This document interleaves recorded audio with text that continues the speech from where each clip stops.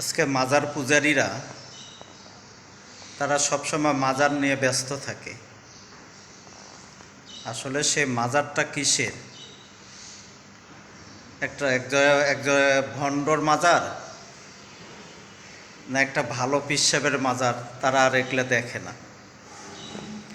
না মারা কুত্তার মাজার, তারাও সেটা দেখে না। তাদের কাছে মাজার হলে তারা বাস অনেক খুশি। এখন আমি যদি বলি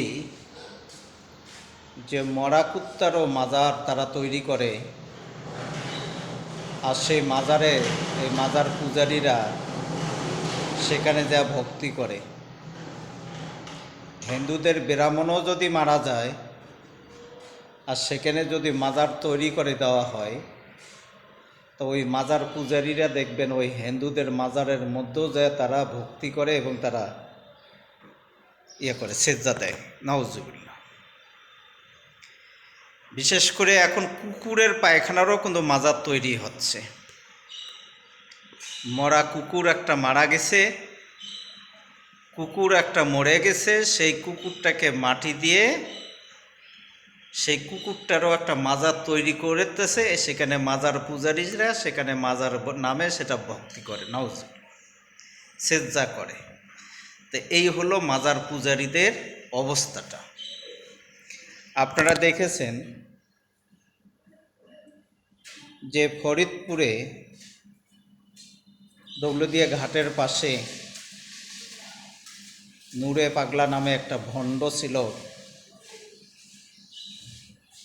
যে সে যখন মারা গেল তাকে মাটি দেওয়ার জন্য সেই মাজার ভক্ত ভণ্ডরা বদমাইশেরা কাবা ঘরের মতো করে তাকে সেখানে রেখে দিল। সে আমার আল্লাহ আল্লাহ রাসূলের ইসলামের দুশ্মনী করেছিল, এই ভণ্ড নূরে পাগলা।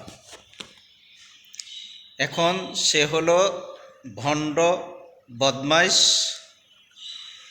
এখন উচ্চ জনতা ইসলামের দুশ্মনের লাশকে তারা পুড়ে দিছে। আমি মনে করি যে বাংলাদেশে যতগুলা ভণ্ড মাজার আছে এগুলো সবগুলা ভেঙে চুরে দেওয়া দরকার। একটা ভণ্ড মাজার থাকবে না, তাহলে তাদের ভণ্ডামিটাও বন্ধ হবে, তারা ইসলামেরও ক্ষতিও তারা কম করবে, ইসলামের দুশ্মনও তারা কম হবে। তাহলে এই ভণ্ড মাজারগুলা যদি তুলে ফেলান যায় তাহলে সবচেয়ে বেশি সুন্দর হবে এবং ভালো হবে।